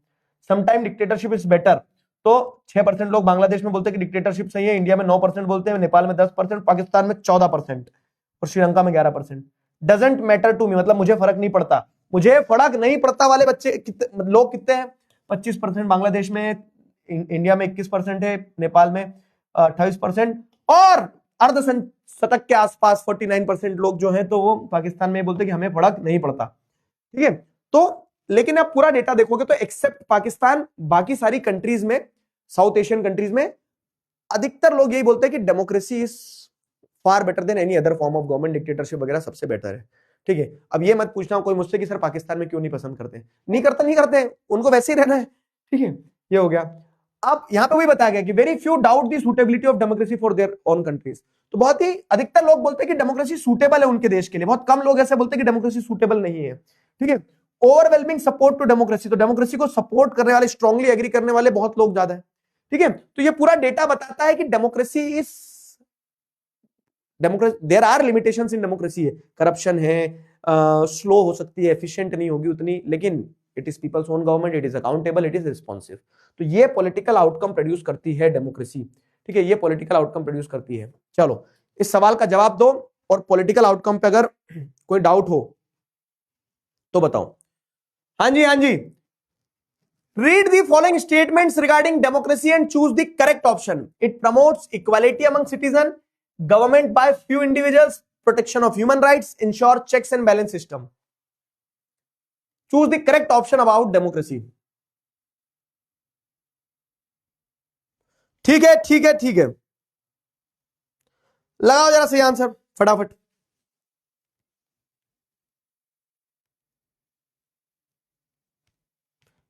ठीक है, देखो अब इसमें क्या ना, क्वेश्चन कैसे आएंगे, what are the political outcomes of democracy, ये तो डायरेक्ट क्वेश्चन पूछ लिया तुमसे, बहुत इजी हो जाएगा कि आप अकाउंटेबल, रिस्पॉन्सिबल, लेजिटिमेट तीनों लिखोगे। लेकिन कभी कभी क्वेश्चन ऐसा पूछ लिया जाता है, 1 मार्क्स में पूछ लिया, what do you understand by transparent government, कभी 3 नंबर में पूछ लिया कि democratic government is an accountable government, explain. तो आप बताओगे उसमें कि डिसीजन जो लिए जाते हैं उनके लिए लीडर्स आंसरेबल होते हैं, तो इसलिए डेमोक्रेटिक गवर्नमेंट अकाउंटेबल गवर्नमेंट है। समझ में आ रहा है? तो ऐसे सवाल बनेंगे इस पे, एक एक शब्द पे भी बन सकते हैं, पूरे टॉपिक पे भी बन सकते हैं, और पूरे चैप्टर पे भी एक क्वेश्चन बन सकता है, अभी आखिरी में बताऊंगा वो।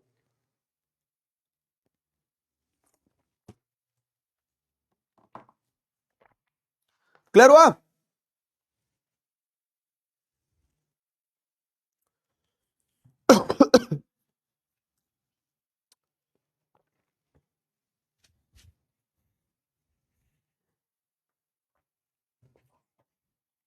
क्लियर हुआ?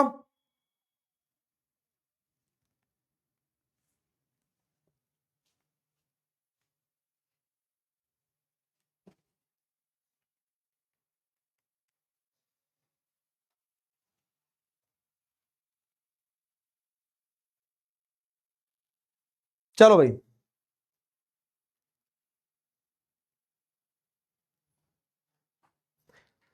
हाँ सर, जो है अच्छा है, ये बात तो सही है। देखो दुनिया में जो भी है ना बहुत अच्छा है, क्यों? क्योंकि आप सोचो, मतलब भगवान ने भी हर चीज कितनी अच्छी बनाई ना।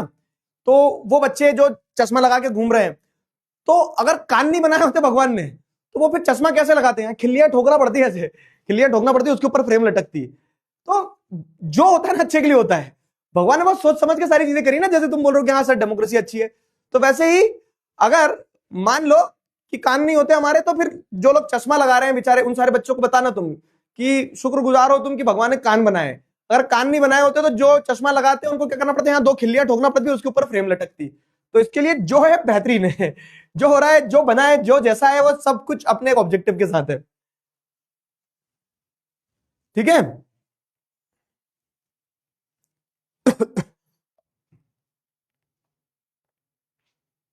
चलो लीडर बोर्ड दिखा दो। हाँ लीडर बोर्ड दिखा दे रहा हूं, रुक जाओ, आगे बढ़ रहे हैं फिर।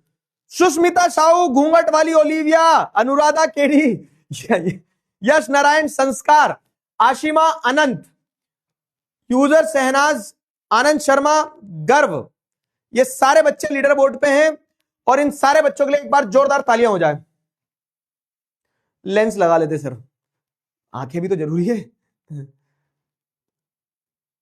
पिछले वाले क्वेश्चन में 63% बच्चों ने सही आंसर दिया। सौम्य कुमारी, खाटू श्याम जी की कृपा हो गई, जय बोलो खाटू श्याम जी की जय। ठीक है। नमिता, रिचा दमा, पीयूष बिहारी, अनंत, प्रिंस, आराध्य, आशीष और दिव्यांशु, ये सारे बच्चे लीडर बोर्ड पे पिछले वाले क्वेश्चन में। अब आ जाओ, पॉलिटिकल आउटकम हो गया, अब इकोनॉमिक आउटकम की बात करते हैं कि इकोनॉमिकली डेमोक्रेसी क्या आउटकम प्रोड्यूस करती है। ठीक है, इकोनॉमिकली डेमोक्रेसी क्या आउटकम प्रोड्यूस करती है। तो अगर इकोनॉमिक आउटकम की बात करें तो इकोनॉमिक ग्रोथ एंड डेवलपमेंट के हिसाब से अगर आप देखोगे ना, तो दो टॉपिक है देखो इकोनॉमिक आउटकम में, कि क्या डेमोक्रेसी इकोनॉमिक ग्रोथ और डेवलपमेंट देती है, हाँ या ना, यह आउटकम देखना है। और क्या इकोनॉमी क्या डेमोक्रेसी इनइक्वालिटी और पॉवर्टी को खत्म करती है। तो हम 2 सवाल है मेरे आपसे कि आपको डेमोक्रेसी को इकोनॉमिक एस्पेक्ट पे देखना है कि अर्थव्यवस्था में डेमोक्रेसी क्या आउटकम दे रही है। क्वेश्चन नंबर 1 कि क्या वो इकोनॉमिक ग्रोथ और डेवलपमेंट देती है। तो देखो, आप अगर डेमोक्रेसी और डिक्टेटरशिप को कंपेयर करोगे ना, तो आपको पता चलेगा कि 1950 से 2000 के बीच में जो डिक्टेटरशिप वाली कंट्रीज थी ना, उनमें higher rate of economic growth रहा है। क्या बात करते हो सर, हिटलर ने ज्यादा पैसा कमाया? हाँ, तो डिक्टेटरशिप्स में इकोनॉमिक ग्रोथ रेट ज्यादा रहा, but development depends on several factors. तो डेवलपमेंट सिर्फ डिक्टेटरशिप या डेमोक्रेसी पे डिपेंडेंट नहीं होता है, डेवलपमेंट के पीछे बहुत सारे फैक्टर्स है, जैसे कंट्री की पॉपुलेशन कितनी है, कंट्री का साइज कितना है, ग्लोबल सिचुएशन क्या चल रही है, उस कंट्री को दूसरी कंट्री से सपोर्ट मिल रहा है नहीं मिल रहा है, वहां इकोनॉमिक प्रायोरिटीज क्या है, ठीक है, ग्लोबल सिचुएशन क्या है। तो एक नहीं अनेक फैक्टर है। जैसे मैं बोलता हूं, मस्ती करने वाले बच्चे जो है टॉप कर गए, लेकिन टॉप करने में सिर्फ मस्ती करना या मस्ती ना करना फैक्टर नहीं होता है। एक फैक्टर ये भी होता है ना कि पढ़ रहे हैं कि नहीं। एक बच्चा मस्ती भी खूब कर रहा है, पढ़ भी खूब रहा है, तो टॉप भी करेगा, मस्ती भी करेगा। तो वैसे ही क्या है कि इकोनॉमिक ग्रोथ की अगर आप बात करो तो इकोनॉमिक ग्रोथ सिर्फ फॉर्म ऑफ गवर्नमेंट पे डिपेंडेंट नहीं होती कि डेमोक्रेसी या डिक्टेटरशिप है उस हिसाब से इकोनॉमिक की ग्रोथ होगी या नहीं होगी। ये बात तय है, ये मतलब डेटा मिला है आपको कि डिक्टेटरशिप में इकोनॉमिक ग्रोथ रेट ज्यादा रहा है, हल्का सा ज्यादा रहा है, लेकिन इकोनॉमिक ग्रोथ रेट सिर्फ डिक्टेटरशिप पे डिपेंडेंट नहीं होती, और भी फैक्टर्स उन पे डिपेंडेंट होते हैं। और जब आप बात करोगे क्या कि डेमोक्रेसी जो है ना, तो democracy is not the guarantee of economic development, but it is better to prefer democracy as it is other positive outcomes. ठीक है, तो डेमोक्रेसी या डिक्टेटरशिप कोई भी गारंटी ऑफ इकोनॉमिक डेवलपमेंट नहीं देगा आपको, क्योंकि ऐसे भी देश है जो डिक्टेटरशिप में है लेकिन लेस डेवलप्ड है, और ऐसे भी देश है जो डेमोक्रेसी में है लेकिन डेवलप्ड बहुत है। ठीक है, तो केस क्या है, केस क्या है। और जब आप poor countries with democracy and dictatorship देखोगे ना, तो वहां पे डिफरेंस बहुत नेग्लिजिबल है ही नहीं, ना के बराबर है। तो इसलिए हमें यह देखना है कि भले ही डिक्टेटरशिप में इकोनॉमिक ग्रोथ रेट ज्यादा रहा हो थोड़ा सा, लेकिन फिर भी लोग डेमोक्रेसी को ही प्रेफर करते हैं। क्यों? क्योंकि people prefer democracy as it has other positive outcomes. Democracy के दूसरे पॉजिटिव आउटकम्स हैं, और उन दूसरे पॉजिटिव आउटकम्स के चलते it is better to prefer democracy, इसीलिए डेमोक्रेसी को आप प्रेफर करते हो। ठीक है, इसीलिए आप डेमोक्रेसी को प्रेफर करते हो।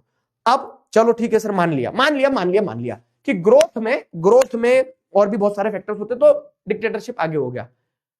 ठीक है, मान लो डिक्टेटरशिप वालों ने 1000 रुपए कमा लिया, तो डेमोक्रेसी वालों ने 900 रुपए कमाए, कोई बात नहीं। लेकिन डिक्टेटरशिप में हो सकता है कि 1000 में से 800 रुपए वो डिक्टेटर के पास ही हो, जनता के पास मात्र 200 रुपए ही हो, क्योंकि डिक्टेटर अपने हिसाब से चलाएगा देश। लेकिन डेमोक्रेसी ने अगर 900 रुपए भी कमाया, तो 900 रुपए में सारे 900 रुपए लोगों के पास होना चाहिए, गरीबी नहीं होना चाहिए, है ना, इक्वालिटी होना चाहिए। तो यहां पे वही कि इनइक्वालिटीज नहीं होना चाहिए डेमोक्रेसी में, ये दूसरा आउटकम है, दूसरा सवाल जो मैं बोल रहा हूं। ठीक है, डेमोक्रेसी में पॉवर्टी नहीं होना चाहिए, क्योंकि सरकार है तो सरकार को सबके बारे में सोचेगी, गरीबी खत्म करना चाहिए। तो क्या डेटा आपको पता चलता है, क्या आउटकम यहां पता चलता है? तो पहला आउटकम जैसे देखेंगे तो democracy does not guarantees economic growth and development, ये आउटकम प्रोड्यूस हुआ। लेकिन हम फिर भी डेमोक्रेसी प्रेफर करते हैं, बोलते हैं ना कि तुम्हारी एक्स जो है भले ही टॉक्सिक हो, लेकिन याद तुम्हें बार बार आएगी उसकी। तो वैसे क्या है कि भले ही डेमोक्रेसी जो है, भले ही डेमोक्रेसी क्या हो कि उतना अच्छा आउटकम प्रोड्यूस ना करे। क्यों? क्योंकि डिक्टेटरशिप में बेटर इकोनॉमिक ग्रोथ देखने को मिल रही है, लेकिन फिर भी आप डेमोक्रेसी के पास ही जाओगे। जैसे कि आपकी एक्स कितनी ही टॉक्सिक हो, लेकिन बार बार क्या करते हैं, उसी की याद आती है आपको। तो वैसे ही यहां पे सिस्टम है, समझे कि नहीं समझे? वैसा ही सिस्टम है यहां पे कुछ, क्योंकि उसके दूसरे एडवांटेजेस हैं। अब अगर हम देखें तो reduction of inequality and poverty, तो क्या डेमोक्रेसी ने पॉवर्टी को और इनइक्वालिटी को रिड्यूस कर दिया, है ना? मान लिया कि डेमोक्रेसी में इकोनॉमिक ग्रोथ नहीं हुई, लेकिन जितनी ग्रोथ हुई उतनी में सब में बटी है, नहीं बटी है? फाइन, जितनी ग्रोथ हुई उतनी सब में बटी है, नहीं बटी है? तो democracies are based on political equality but not on economic equality. जब आपको ये समझना है कि डेमोक्रेसी जो है ना, आपको इकोनॉमिक इक्वालिटी नहीं देगी कि डेमोक्रेसी में हो तो सबको बराबर पैसे मिलेंगे। डेमोक्रेसी में आपको क्या देखने को मिल रहा है कि डेमोक्रेसी में हो सकता है कि पैसा बहुत हो डेमोक्रेसी में, लेकिन वो पैसा सब में बराबर बटे इसकी गारंटी नहीं है। डेमोक्रेसी में गारंटी है पॉलिटिकल इक्वालिटी कि आपको वोटिंग राइट सबको बराबर मिलेंगे, अमीर गरीब छोटा बड़ा, upper caste lower caste, male female, Hindu Muslim, सबको वोटिंग राइट बराबर रहेंगे। तो democracies are based on political equality but not on economic equalities. ठीक है, तो इकोनॉमिक इक्वालिटी की गारंटी नहीं है डेमोक्रेसी में। लेकिन सर डेमोक्रेसी में इकोनॉमिक इनइक्वालिटीज को खत्म तो करना चाहिए, तो खत्म करने का प्रयास किया जाता है, लेकिन ऐसा नहीं है कि इकोनॉमिक इनइक्वालिटीज है नहीं, गरीबी है नहीं। डेमोक्रेसी में आपको क्या देखने को मिलता है कि small number of ultra rich people जो है, कुछ लोग जो बहुत अमीर है ना, they enjoy a highly disproportionate share of wealth. ठीक है, जैसे आपको देखने को मिल रहा है कि कम लोगों के पास में, तुमने देखा मैंने अभी एक सोशल ब्रेंच पे एक वीडियो बनाया है, कौन सा वाला, इनकम इनइक्वालिटीज वाला, कि कैसे इनकम इनइक्वालिटीज डिस्प्रपोर्शनेट तरीके से आपको देखने को मिलती है कंट्री में। तो उस वीडियो में मैंने आपको बताया कि कैसे कंट्री के मात्र कुछ परसेंट लोग जो है, 1% लोगों के पास लगभग 40% वेल्थ होती है कंट्री की। ठीक है, और कंट्री के मेजर हिस्सा 50% लोगों के पास मात्र बहुत कम पैसा होता है जिसमें उनको उनका गुजारा बसेरा जीवन चलाना होता है। तो केस क्या है? केस यही है कि इकोनॉमिक इनइक्वालिटीज है डेमोक्रेसी में। Those at the bottom find it difficult to meet their basic needs and those at those section of the society, वो जो ultra rich section of the society है, they enjoy highly disproportionate share of wealth, उनके पास खूब पैसा होता है। ठीक है, तो ऐसे इनइक्वालिटीज है डेमोक्रेसी में। ठीक है, ऐसे इनइक्वालिटीज है, not very successful in reducing economic inequalities. तो डेमोक्रेसी, ये एग्जांपल, ये डेटा ये प्रूफ करता है कि डेमोक्रेसी जो है तो is not very good in reducing economic inequalities. ठीक है, though the poor makes up a large proportion of their vote, no party would like to lose their vote. अब गरीब हैं और कोई भी नहीं चाहेगा कि गरीबों का वोट उन्हें ना मिले, तो नेता सब बोलेंगे कि हम गरीबी खत्म करेंगे, लेकिन कोई भी गरीबी खत्म नहीं करेगा। क्यों? क्योंकि गरीब खत्म कर देंगे तो फिर गरीब बचेंगे नहीं, तो फिर मुद्दा क्या बचेगा? समझ रहे हो? बहुत गहरी बात बोल दी मैंने कि हर इंसान को समस्या दिख रही है लेकिन कोई भी समस्या का समाधान नहीं देगा, क्योंकि अगर एक बार समस्या का समाधान दे दिया तो फिर वो अगली बार समस्या क्या बनाएंगे और किस समस्या पे फिर चुनाव लड़ेंगे। समझे? तो वही चीज है कि though the poor makes up a large proportion of vote, no party would like to lose their vote, लेकिन उसके बावजूद भी yet democratically elected government are not keen to address this situation of poverty as we expect them. ठीक है, तो उसके बावजूद भी गरीबी खत्म नहीं होगी, क्योंकि उनको चाहिए कि गरीब बना रहे, क्योंकि वो गरीब बना रहेगा तो तभी तो वो अगले चुनाव में वादा करेंगे ना कि हम गरीबी खत्म करेंगे, और खत्म कर देंगे तो फिर अगले चुनाव में मुद्दा क्या होगा उनके पास। समझ रहे हो मेरी बात? बहुत गहरी बात बताई मैंने, समझे कि नहीं समझे? तो दूसरे क्वेश्चन पे भी आउटकम क्या प्रोड्यूस किया कि democracy do not reduces economic inequalities and poverties. Democracy failed on reducing economic inequalities and poverty because there is economic inequality, there is poverty in democracy. ठीक है, there is poverty in democracy. Clear हो गया? बताओ, यहां तक clear है सबको?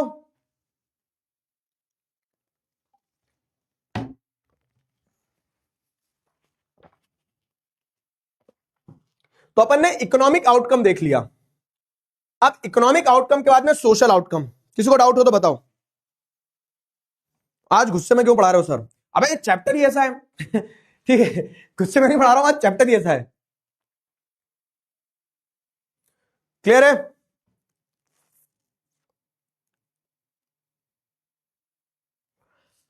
Political outcome देखा अपन ने कि डेमोक्रेसी क्या आउटकम प्रोड्यूस करती है पॉलिटिकली। तो हमने पॉलिटिकल आउटकम में समझा कि डेमोक्रेसी जो है तो पॉलिटिकली आपको अकाउंटेबल, रिस्पॉन्सिव, लेजिटिमेट गवर्नमेंट देती है। इकोनॉमिकली क्या डेमोक्रेसी इकोनॉमिक ग्रोथ और डेवलपमेंट गारंटी करती है? ना जी ना, लेकिन फिर भी चाहेंगे डेमोक्रेसी को ही। क्या डेमोक्रेसी इकोनॉमिक इनइक्वालिटीज और पॉवर्टी को रिड्यूस कर देती है? ना जी ना, फिर भी चाहेंगे हम उसी को, डेमोक्रेसी को। क्यों? क्योंकि इकोनॉमिक इनइक्वालिटीज और पॉवर्टी तो non democratic form of government में भी है। तो अब जब रोना यहां भी है, रोना यहां भी है, तो क्यों ना, मतलब ऐसा बोलते ना कि शादी करके आपको इधर भी रोना है, शादी करके आपको उधर भी रोना है, तो इट्स बेटर करके रो लो। ऐसा लोग एग्जांपल देते हैं, मैं तुम्हें कुछ वो नहीं बता रहा हूं, तो इट्स बेटर करके रो लो। ठीक है, तो जो एसोसिएटेड एडवांटेज है उसके साथ में कि आपको घर भरा हुआ लगेगा, आपके पास कोई व्यक्ति रहेगा, तो वो उसके एसोसिएटेड एडवांटेज ये है कि जो एसोसिएटेड डिसएडवांटेज आ रहे हैं उसको आदमी इग्नोर कर देगा कि चलो ठीक है यार फैलेंगे। ठीक है, समझ में आया?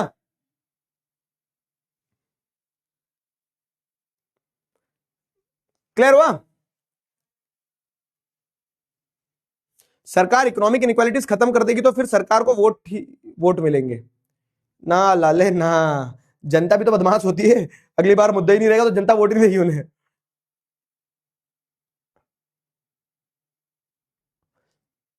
सिलेबस खत्म होने के बाद क्या करोगे? अभी आज नेक्स्ट टॉपर्स के चैनल पे एक वीडियो आएगा, देख लेना क्या होगा उसके बाद।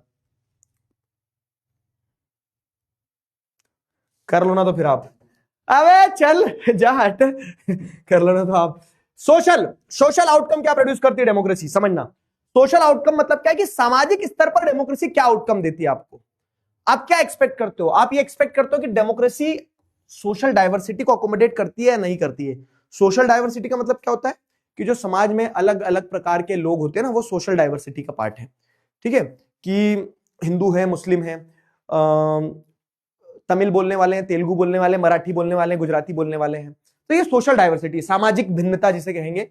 तो डेमोक्रेसी इस सामाजिक भिन्नता को अकोमोडेट करती है कि नहीं। अकोमोडेट करना मतलब टू इंक्लूड, ठीक है, टू एडजस्ट। तो adjustment of social diversity, adjustment in social diversity है कि नहीं है डेमोक्रेसी में। तो डेमोक्रेसी क्या है ना, सोशल डाइवर्सिटी में बहुत अच्छे से एडजस्ट हो जाती है। कैसे डेमोक्रेसी सोशल डाइवर्सिटी में बहुत अच्छे से एडजस्ट होती है वो मैं समझाता हूं आपको। कि अकोमोडेशन या फिर एडजस्टमेंट इन सोशल डाइवर्सिटी की अगर बात करें, तो एडजस्टमेंट इन सोशल डाइवर्सिटी की अगर बात करें ना, तो democracy should produce a harmonious social life and accommodate various social divisions. क्यों? क्योंकि नॉन डेमोक्रेटिक गवर्नमेंट्स कभी भी उस चीज का ध्यान नहीं देती। अच्छे समझना, टॉपिक का फ्लो मत तोड़ना। आपने डेमोक्रेसी और डिक्टेटरशिप के एग्जांपल देखे, इंडिया डेमोक्रेसी और डिक्टेटरशिप, जैसे आपने हिटलर के टाइम पे जर्मनी को देखा था, है ना। पढ़ा था, मतलब देखा तो क्या था, जब तो तुम थे ही नहीं दुनिया में, मैं भी नहीं था। तो अब उस केस में क्या देखा आपने कि हिटलर जो था, हिटलर को अगर नॉर्डिक जर्मन आर्यन रेस के लोग पसंद आ गए तो हिटलर ने जो ज्यूज थे, कलर्ड थे, जिप्सीज थे, उन सबका क्या कर दिया, सबका उन्होंने एक तरह से क्या खचक खचक खचक खचक सबको मारपीट दिया, है ना। तो हिटलर ने डाइवर्सिटी को साथ रखने का, अकोमोडेट करने का, एडजस्ट करने का सोचा ही नहीं। मेरे मन को भाया, मैंने ज्यूस को काट के खाया, हिटलर ने ये बोल दिया, ठीक है। तो हिटलर ने क्या किया, हिटलर ने अत्याचार मचा दिया, अकोमोडेट नहीं किया डाइवर्सिटी को। लेकिन डेमोक्रेसी में ऐसा नहीं कर सकते हो आप। डेमोक्रेसी में क्या होता है ना, democracy is the only form of government जो ये इंश्योर करेगी कि हार्मोनियस तरह से सोशल लाइफ रहे। हार्मनी मतलब क्या, कि शांतिपूर्ण तरीके से समाज में सबका जीवन चल रहा हो, ठीक है। अलग अलग सोशल ग्रुप से, कोई हिंदू है, कोई मुस्लिम है, कोई गुजराती बोलता है, कोई तमिल बोलता है, कोई पंजाबी बोलता है, कोई मेल है, कोई फीमेल है, ठीक है, कोई पता नहीं कौन सा जेंडर है। तो सभी लोग जो है, ठीक है, सभी लोगों को लेकिन बराबर अधिकार हो, सभी लोग साथ में रहे। ये सिर्फ आप डेमोक्रेसी में पा सकते हो, डेमोक्रेसी में मिल सकता है। Non democratic form of government में इस चीज को एंटरटेन ही नहीं किया जाएगा। Non democratic form of government में इस चीज को क्या किया जाएगा ना, non democratic form of government में इस चीज को टॉलरेट ही नहीं किया जाएगा, समझे। तो ये एक डेमोक्रेटिक गवर्नमेंट की विशेषता है, ये आउटकम एक डेमोक्रेटिक गवर्नमेंट प्रोड्यूस करती है। ये सोशल अकोमोडेशन की पॉसिबिलिटी डेमोक्रेसी में ही होती है। तो क्या आउटकम प्रोड्यूस करती है, तो democracy ensures accommodation of social diversity, ठीक है। तो डेमोक्रेसी की जो एबिलिटी है, ability to handle social differences, divisions and conflict, is thus a definite plus point of democratic regime, ठीक है। ये अपने आप में डेमोक्रेटिक रिजीम का एक डेफिनेट प्लस पॉइंट है, ठीक है। इस चीज से डेमोक्रेसी में आपको डेफिनेटली एक फायदा मिलता है, इस चीज से डेमोक्रेसी में आपको डेफिनेटली एक फायदा मिलता है, एक प्लस पॉइंट मिलता है, ठीक है। और अब डेमोक्रेसी में डाइवर्सिटी को अकोमोडेशन होगा, डेमोक्रेसी डाइवर्सिटी को बहुत अच्छी तरह से हैंडल कर पाएगी, वो दो फैक्टर्स पे डिपेंड करता है। जैसे कि एग्जांपल देता हूं, श्रीलंका पढ़ा था, श्रीलंका, ठीक है। हमने पावर के बारे में पढ़ा था, पावर शेयरिंग के बारे में मैंने बताया था कैसे पावर शेयरिंग प्रूडेंशियल इसलिए भी जरूरी है, moral reason, prudential reason. Sri Lanka की कहानी पढ़ी थी, ध्यान आ रहा है पावर शेयरिंग में। श्रीलंका में अपन ने जब कहानी पढ़ी थी, तुमने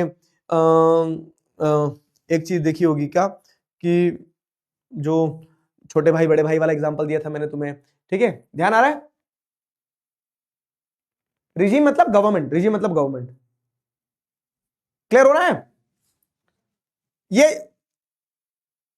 ये समझ में आया कि डेमोक्रेसी ही वो गवर्नमेंट है जहां पे अलग अलग डाइवर्सिटी को अकोमोडेट किया जा सकता है। नॉन डेमोक्रेटिक गवर्नमेंट में तो कोई गुंजाइश ही नहीं है। क्लियर है, क्लियर हुआ।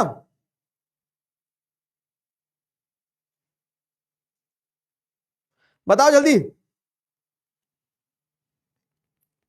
यहां तक समझ में आ गया ना।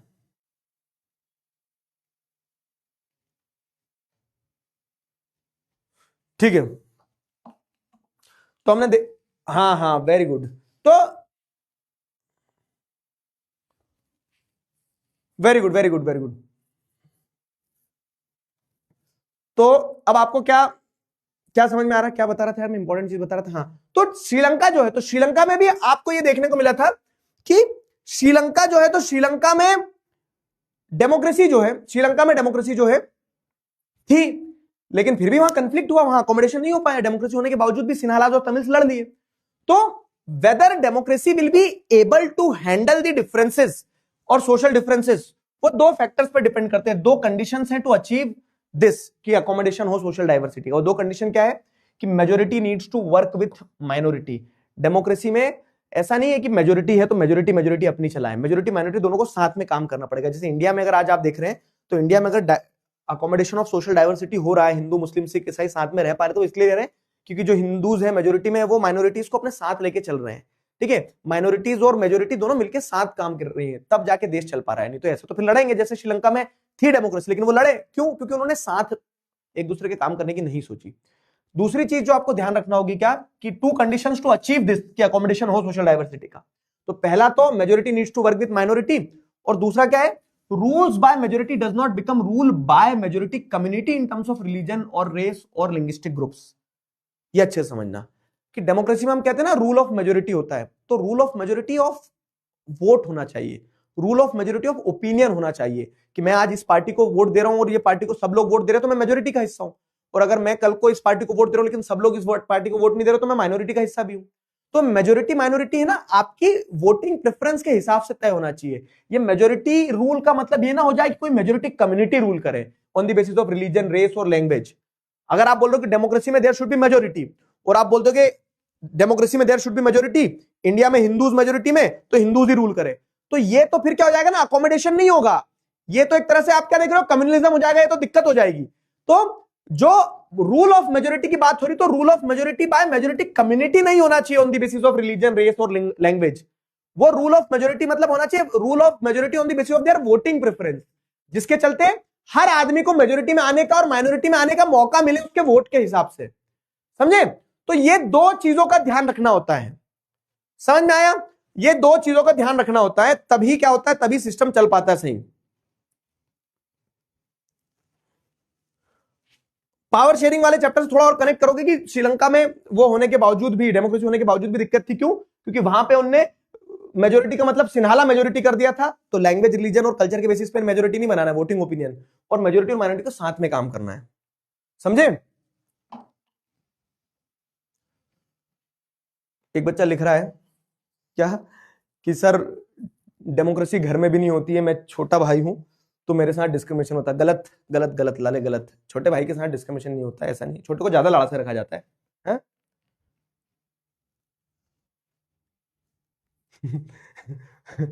कितने बच्चे घर के छोटे बच्चे हैं, कितने बच्चे घर के छोटे बच्चे हैं? तो ये जितने बच्चे छोटे बच्चे हैं ना, तो तुम अगर ये सोच रहे हो कि तुम किसी की फर्स्ट प्रायोरिटी बनोगे कभी, तो तुम एक बार सेल्फ इंट्रोस्पेक्ट करो। क्यों? क्योंकि तुम तुम्हारे पेरेंट्स की ही सेकंड प्रायोरिटी हो, तो तुम किसी और की फर्स्ट प्रायोरिटी कैसे बन पाओगे? वो जो बोल रहा है ना कि मैं छोटा बच्चा हूं सर, मैं छोटा बच्चा हूं तो मेरे को साथ डिस्क्रिमिनेशन होता है, जायज है। क्यों? क्योंकि तुम प्रायोरिटी सेकंड हो ना, तुम किसी और की फर्स्ट प्रायोरिटी बनने का सोच ही कैसे सकते हो?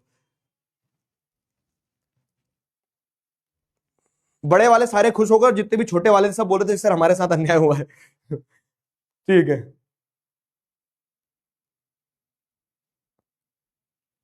एक बच्चा लिख रहा पहली बार बड़े होने का सर सुख मिला है कि किसी ने बोला कि हम किसी की फर्स्ट प्रायोरिटी है।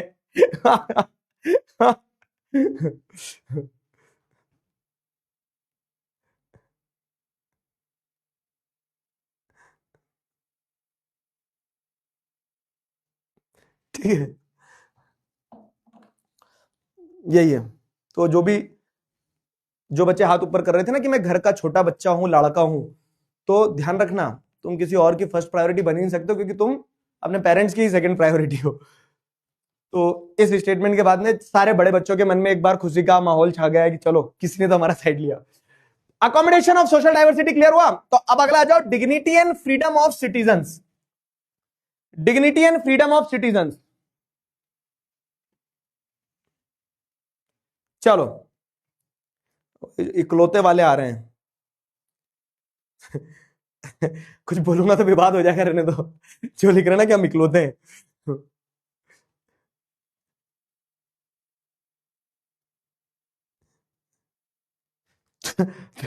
तुम लोगों का कोई बैकअप प्लान नहीं है बेटा।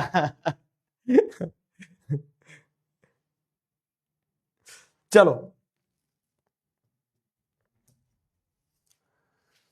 अब dignity and the freedom of citizen. तो democracy dignity and the freedom of citizen produce करने में क्या आउटकम प्रोड्यूस करती है? तो समझना हाँ कि डेमोक्रेसी और डिक्टेटरशिप में अगर आप देखोगे ना, तो democracy stands highest when it comes to the ensuring dignity and freedom of citizens.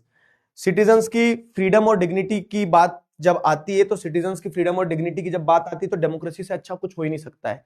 क्योंकि आपको समझना होगा कि डिक्टेटरशिप में तो क्या है ना, इंडिविजुअल्स को इक्वल माना ही नहीं जाता, इंडिविजुअल्स की कोई आजादी होती नहीं, इंडिविजुअल्स की कोई रिस्पेक्ट होती ही नहीं है। तो वहां तो अगर आपके साथ में डिसरिस्पेक्ट हो भी रही है तो आप आवाज भी नहीं उठा सकते हो। देखो एक बार में सटीक समझ में आएगा, पॉइंट अच्छे से समझना कि डेमोक्रेसी में dignity and freedom of citizens पे क्या आउटकम प्रोड्यूस होता है। तो डेमोक्रेसी में dignity and freedom of the citizen पे यह आउटकम प्रोड्यूस होता है कि democracy stands highest when it comes to promote dignity and freedom of individuals. क्यों? क्योंकि डिक्टेटरशिप या फिर नॉन डेमोक्रेटिक गवर्नमेंट में तो आपके राइट्स, आपके फ्रीडम, आपकी डिग्निटी का रिकॉग्निशन ही नहीं है। अब जब कहीं पे रिकॉग्निशन ही नहीं है तो वहां तो आप आवाज ही नहीं उठा सकते हो। लेकिन डेमोक्रेसी में रिकॉग्निशन है कि आपको डिग्निटी मिलेगी, आपको फ्रीडम मिलेगा। और जहां पे डिग्निटी और फ्रीडम मिलने का रिकॉग्निशन है, जैसे एक एग्जांपल के तौर पे कि आपको अगर मैंने एक पास दिया एक पार्टी में आने को, और उस पास पे मैंने लिख दिया कि आपको खाना मिलेगा, और अगर मैं खाना नहीं दूंगा, अच्छे समझना एग्जांपल, तो आप क्या बोलोगे? खाना मिलना चाहिए। क्यों? क्योंकि वहां मैंने रिकॉग्नाइज किया कि मैं आपको खाना दूंगा, मैंने पास पर लिख के दिया था। लेकिन अगर आपको ऐसी पार्टी में बुलाया गया जहां आपको कुछ बोला ही नहीं गया कि आपको पार्टी में खाना वाना मिलेगा नहीं मिलेगा, तो वहां तो आप डिमांड ही नहीं कर सकते हो। अगर आपकी फ्लाइट की टिकट में आपने लिखा है कि मील्स इंक्लूडेड, तो आप मांग सकते हो ना एयर होस्टेस से कि मैडम खाना दे दो, नहीं तो तुम्हारा टिफिन छुड़ा लूंगा। लेकिन अगर आपकी फ्लाइट की टिकट पे मील इंक्लूडेड लिखा ही नहीं है, तो आप मांग ही नहीं सकते हो। समझ रहे हो? तो वैसे ही जब डेमोक्रेसी को और डिक्टेटरशिप को देखोगे, तो डेमोक्रेसी में डिग्निटी और फ्रीडम इंश्योर्ड है। तो आपको अगर मान लो इक्वालिटी नहीं मिल रही, तो at least you can ask for it. ठीक है? Democracy recognises all individuals are equal, all individuals are treated respect, all individuals are to be treated with respect and dignity. और ये जो रिकॉग्निशन है ना, ये रिकॉग्निशन डेमोक्रेसी को अपने आप में इतना स्ट्रांग बना देता है। कैसा स्ट्रांग बना देता है? जैसे कि महिलाओं के साथ में हमारे देश में अत्याचार हुआ है, डिस्क्रिमिनेशन हुआ है, लेकिन हमारे देश में अगर अत्याचार हो रहा है तो एटलीस्ट महिलाएं आवाज उठा सकती है। क्यों? क्योंकि डेमोक्रेसी में रिकॉग्निशन है कि women should be treated equally. जैसे अनटचेबिलिटी की बात करें, तो अनटचेबिलिटी देश में है, आज भी है, लेकिन अगर हमारे देश में अनटचेबिलिटी है तो उसके अगेंस्ट में आप आवाज उठा सकते हो, क्योंकि हमारे कॉन्स्टिट्यूशन ने ये रिकॉग्नाइज तो किया ना कि अनटचेबिलिटी गलत है, इलीगल है। ठीक है? तो जैसे विमेन्स क्लेम हो गया, या फिर claim of disadvantage and discriminated section की अगर बात करोगे, तो डेमोक्रेसी में डिग्निटी और फ्रीडम रिकॉग्नाइज होता है, तो यू हैव द स्कोप कि you can ask for it. Non democratic government में तो आप पूछ भी नहीं सकते हो। तो इस सेंस में डेमोक्रेसी क्या आउटकम प्रोड्यूस करती है कि democracy ensures dignity and freedom of the people. ठीक है? और डेमोक्रेसी के अंदर क्या है ना, देखो एक सिंपल सी चीज है कि डेमोक्रेसी के अंदर लोग जितना एक्सपेक्ट करते हैं, डेमोक्रेसी क्या है? डेमोक्रेसी मैंने वही बताया ना कि कोई जादू की छड़ी नहीं है, it is just a form of government. और वहां पे उस गवर्नमेंट को सक्सेसफुल वहां के लोग बनाएंगे। ठीक है? उस गवर्नमेंट को सक्सेसफुल वहां के लोग बनाएंगे। तो डेमोक्रेसी में अगर कंप्लेंट्स है, डिमांड्स फॉर मोर राइट्स है, तो ये बताता है कि डेमोक्रेसी सक्सेसफुल है। जैसे अगर एक बच्चे के नंबर कम आ रहे हैं और उसकी पिटाई हो रही है, तो क्यों हो रही है? क्योंकि उससे ये एक्सपेक्ट किया जाता है कि उसके नंबर ज्यादा आ सकते थे, तो आप पीटोगे उसी को ना जिससे आप एक्सपेक्ट करते हो। अब आपको पता था कि ये पास हो जाए तो मैं मिठाई बंटवा दूंगा, तो वो बच्चे ने अगर मान लो 40 नंबर लिया है ना, तो अब भंडारा करवा दो पूरे शहर में। क्यों? क्योंकि आपकी एक्सपेक्टेशन ही उतनी थी। लेकिन अगर डेमोक्रेसी में लोग कंप्लेन कर रहे हैं, डेमोक्रेसी में लोग अगर ज्यादा राइट्स मांग रहे हैं, तो ये अपने आप में डेमोक्रेसी की सक्सेस है। क्यों? क्योंकि लोग मांगते वही हैं जहां उन्हें उम्मीद होती है कि मिल सकता है। समझे? ठीक है? तो citizens have become aware, active and critical participation in governance ensures the vibrant democracy. लोग जितने जागरूक होंगे, लोग जितने सवाल पूछेंगे, डेमोक्रेसी उतनी मजबूत होगी, उतनी अच्छी होगी। समझे?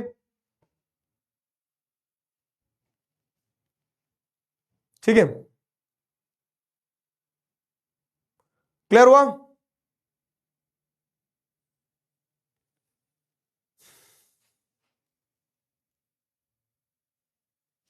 आगे ना,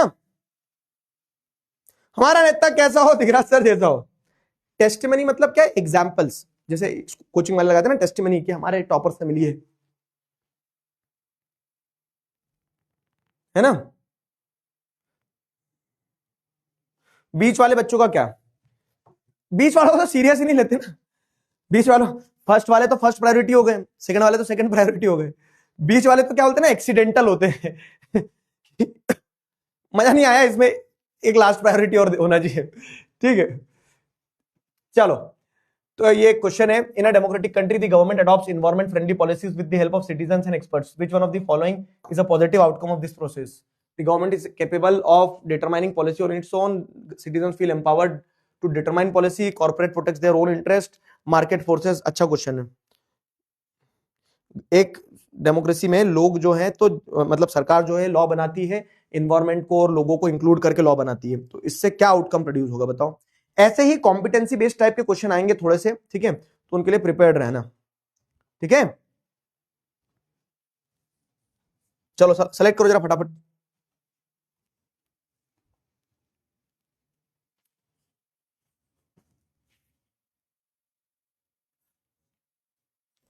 well, now it's time to create DSR party. हाँ, बनाएंगे यार। पिकाचू घूम गया यार, बड़े दुखद संदेश में आपके साथ साझा करना चाहूंगा कि पिकाचू उन्होंने घुमा दिया है। जो मामा के गांव गए थे ना, तो कहीं ठंड में बेचारा पिकाचू जम गया, बर्फ बन गया है। पिकाचू को छोड़ के बाकी सब आ गया। 3, 2, 1, time up. Citizens feel empowered to determine policies. जब सरकार लोगों को इंक्लूड करेगी तो यह आउटकम होगा कि लोगों को लगेगा कि हाँ, वो डेमोक्रेसी का हिस्सा है, ऐसा। ठीक है? अब इसके कीवर्ड्स हो गए सारे इस चैप्टर के, legitimate, dignity, economic equality, accommodation of social diversity, poverty, ठीक है, ये कुछ होमवर्क क्वेश्चंस हो गए और ये सब्जेक्टिव क्वेश्चन हो गए। अब हमारे मैप वर्क और 2 ज्योग्राफी के चैप्टर्स और बच रहे हैं, ठीक है। 54% बच्चों ने सही आंसर दिया है, आंसर ज्यादा बच्चे सही दिया करो। Gauri Bijalwan again on the leader board. Gauri कहां गई थी तुम, 2 पोल से दिखी नहीं हमें। नितिन केसरी, यश नारायण मिश्रा, दीक्षा अग्रवाल, अनंत, थेनोस, पार्थ, दिव्यांशु, आनंद शर्मा और हर्षगुल सिंह, ये सारे बच्चे लीडर बोर्ड पे, तालियां बजा दो इनके लिए।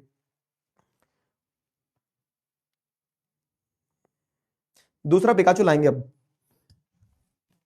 देखो, how democracy is better than other form of government, वो 5 point. How does democracy establish accountable, responsible, legitimate government, तीनों एक एक करके समझाना, 3 नंबर का। Examine the role of government policies in promoting economic growth in India, तो आप बताओगे कि इकोनॉमिक ग्रोथ के लिए डेमोक्रेटिक गवर्नमेंट जो है स्टेप्स लेती है, लेकिन इकोनॉमिक ग्रोथ डेमोक्रेसी में गारंटीड नहीं होती, वो वाला पॉइंट लिखना है आपको। Analyse the importance of democracy in reducing poverty and inequality, तो आप बताएंगे कि पॉवर्टी और इनइक्वालिटी डेमोक्रेसी में रिड्यूस नहीं होती है। एक अल्ट्रा रिच सेक्शन है जो disproportionate share of wealth enjoy करता है, and those at the bottom are left with only few assets. Poverty है, poor constitute a huge proportion of vote, लेकिन उसके बावजूद भी कोई पॉलिटिकल पार्टीज पूरी तरह से पॉवर्टी खत्म करने पे कीन नहीं है। Analyse the importance of democracy in accommodation of social diversity, तो डेमोक्रेसी सोशल डाइवर्सिटी को अकोमोडेट करती है, ठीक है। कैसे कि डेमोक्रेसी ही एक वो फॉर्म ऑफ गवर्नमेंट है जो डिफरेंट डिफरेंट ग्रुप्स को एक साथ लाने की बात करती है। Explain 5 basis for assessing the outcomes of democracy, 5 basis लिखो for assessing the outcomes of democracy. तो अब देखो क्या है, 5 बेसिस में क्या है, अकाउंटेबल, रिस्पॉन्सिव, लेजिटिमेट गवर्नमेंट वाला चीज होगी, एक पॉलिटिकल आउटकम, इकोनॉमिक आउटकम। आप इकोनॉमिक जो पूरे टॉपिक्स थे ना 5, कौन कौन से, ये कि 5 बेसिस बताओ आप डेमोक्रेसी के आउटकम को जिस पे असेस करोगे, तो आप ये लिखोगे, एक सोशल आउटकम ये है, दूसरा सोशल आउटकम ये है, एक इकोनॉमिक आउटकम ये है, एक इकोनॉमिक आउटकम ये है, और एक पॉलिटिकल आउटकम ये है। तो democratic government produces responsive, legitimate and accountable, responsible, legitimate government. तो ये एक पॉइंट बनेगा आपका कि इस पे क्या आउटकम प्रोड्यूस करती है डेमोक्रेसी, ठीक है। Democratic government produces economic growth and development, तो इस पे क्या आउटकम है, समझ में आया। तो ये पूरे चैप्टर का एक क्वेश्चन बनाया मैंने, समझ गए, पूरे चैप्टर का एक साथ एक क्वेश्चन बनेगा। चलो, क्लियर है सबको,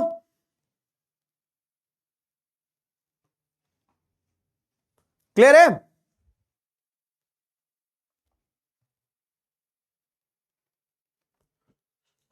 छुट्टी दे दो सर, आप गौरी के टॉप होने पे इतने खुश क्यों होते हो यार, क्योंकि वो बार बार आती ना टॉप, इसके लिए। बाकी सारे बच्चे मेरे प्यारे बच्चे, लाओ गुलगुल कर दूं तुम्हें, ठीक है।